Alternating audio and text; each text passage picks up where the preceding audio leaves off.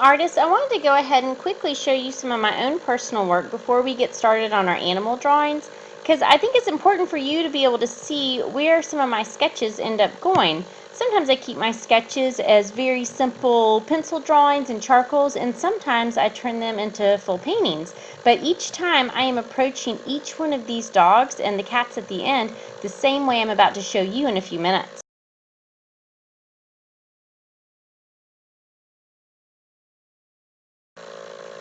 Now, as I'm going through these, you're going to notice that I mostly focus on the face of the animal. I love the expression in the face. I especially love the expression in the eyes.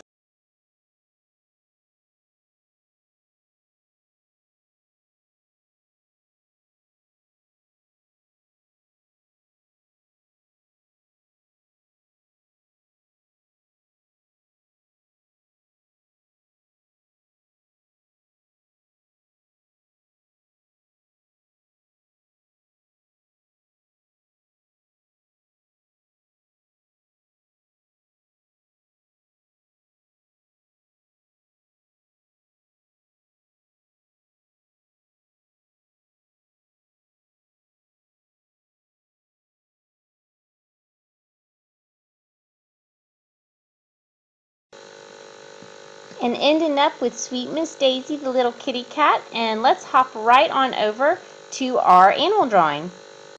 Hey artists, I'm going to walk you through my approach for dog drawing and really any kind of animal drawing. This even actually kind of overflows into drawing people as well.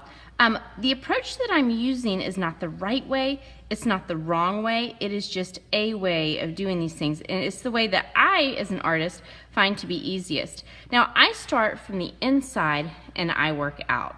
So the inside of the nose, I'm actually finding the C shapes in the nose of the dog, because if I go over here and I draw that, what kind of nose does that look like? It looks like a pig nose. So I want to avoid the pig nose. So even though you can see these little circle reflections in his nose, I'm not focused on that.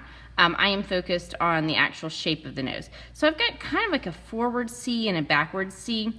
Now every dog, like people, is a little different, but you want to look for these same kind of general type shapes. Now I'm going to come up and I'm going to get the top of the nose, and it's kind of like a little mushroom shape.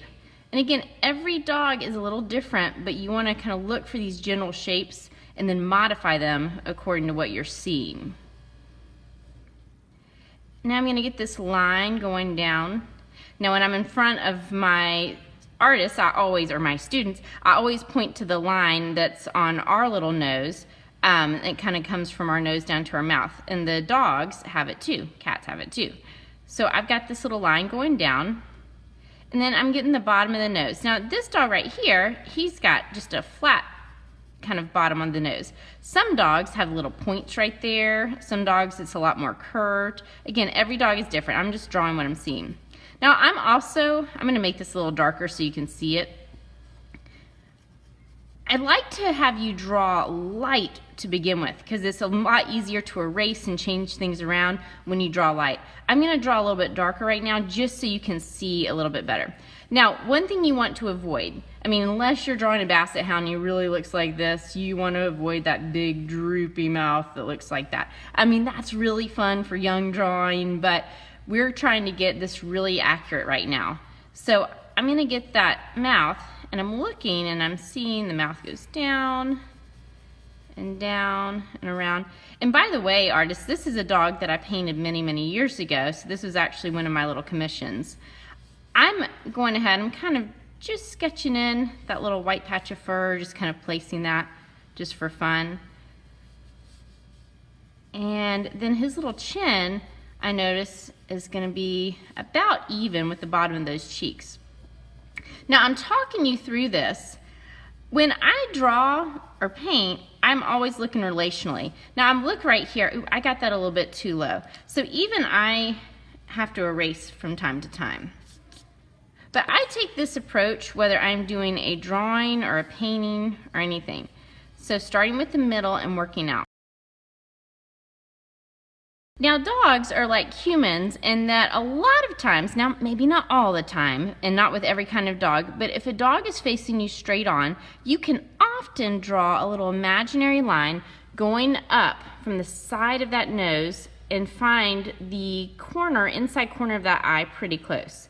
Not always, it depends on the type of dog. I mean, especially with bulldogs or Boston Terriers, that might not be the case. But right here with Simon, I see that that is pretty much the case. So you're gonna see, as I'm talking you through this, I'm talking very relationally. So I'm looking at where this eye lies in comparison to the side of the nose or the edges of the nose. I'm starting with I see that that shape of that eye is kind of like a little leaf shape, or you almost think of like a little lemon. And then I'm gonna get the eye in there. There. I'm gonna go straight over to the other side. Once again, I'm noticing that if I drew a little imaginary line going up, this eye would probably lie just on the outside of that little imaginary line, so I'm gonna do just that. So if I do that little imaginary line up,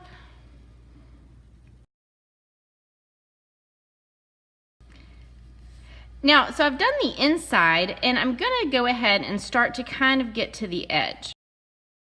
You'll notice right here, I'm just kind of looking and seeing where the edge of that face lies right here, and on the other side as well, just kind of sketching that in, getting that placement.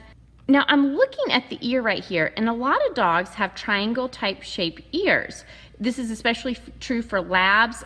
If you're looking at a basset hound or a beagle, they might have more kind of a raindrop, teardrop shaped type ear. Or of course with huskies or German shepherds or chihuahuas, they might have upright triangle ears. But I kind of look, in a lot of dogs, I think of a triangle type ear. Now I'm going down and I'm noticing that the ears are actually pretty long. It's actually coming down almost in line with the top of that mouth. So I'm gonna stop right here, and then I'm gonna bring it up. Notice guys, I am doing kind of a fuzzy, kind of jiggity jaggedy line. You don't have to do that. That's just kind of my style of doing it, but I like that it also kind of keeps the texture looking a little bit more like fur. Now I'm hopping over to the other side, and I see this little ear goes all the way down really below that mouth. So I am gonna adjust that accordingly.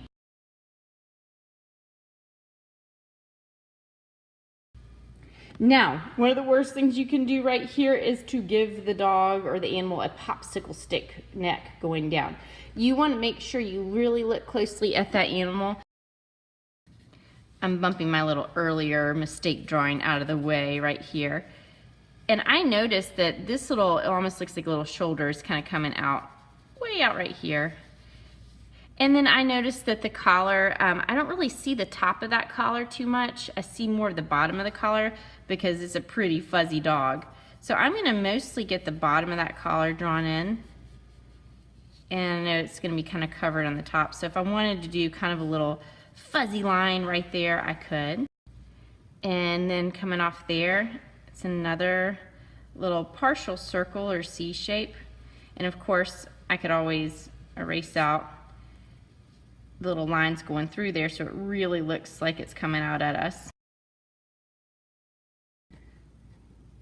Alright guys, so you've seen my approach of starting with the inside and working out. I did not do a dog where I did the outline first and then the ears and then the nose and then the eyes and all that right in there. I started with the inside and worked out.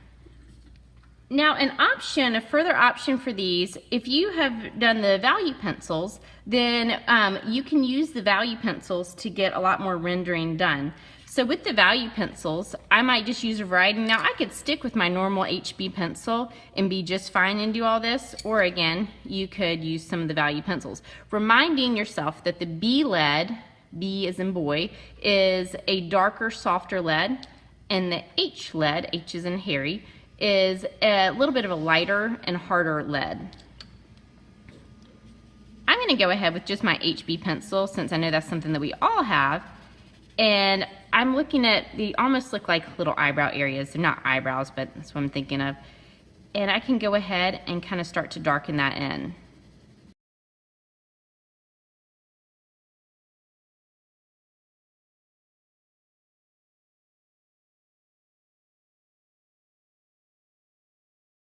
As I'm going along, guys, I'm really looking closely for the darks and the lights that I see in the dog, especially because I'm just using my pencil right now. I'm not adding any color into there.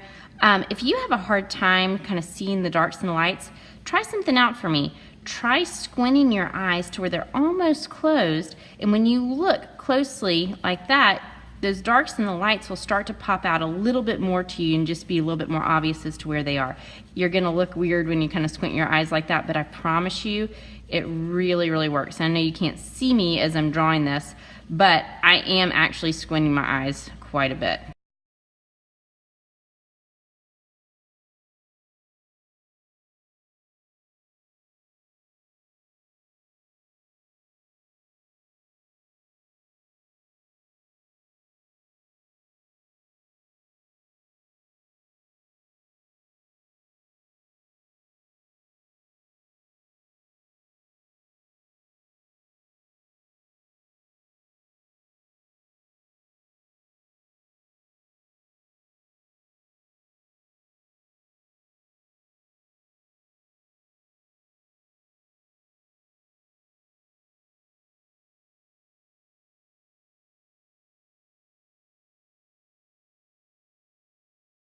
You'll see right in here, I'm actually starting to use a little bit of that cross hatching.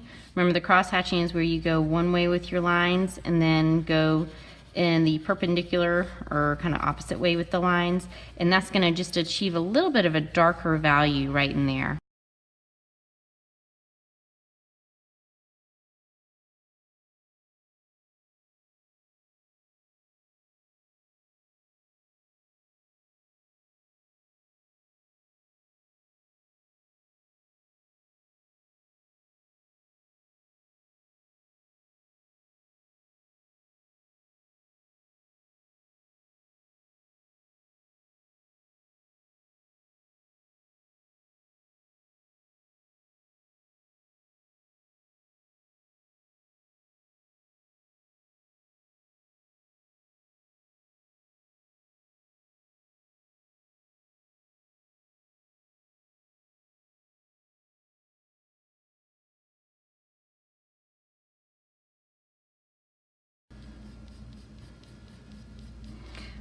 Now artists, notice when I am getting into some of these areas where I want some very, very light value, I've moved my hand back a little bit on that pencil, and I'm just able to get some really light little lines in there a lot easier when I move my hand back on that pencil.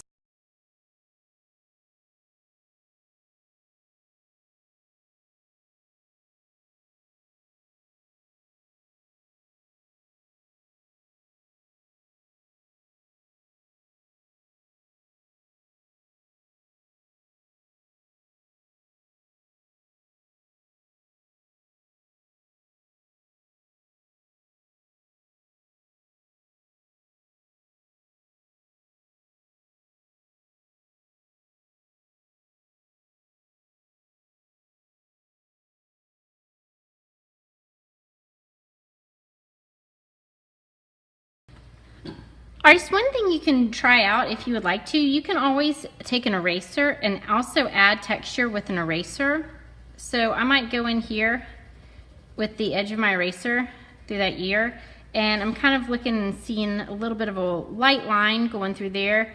Now I'm adding too much of a white line right here, but I can always obviously go back in with my pencil and kind of bring that back also.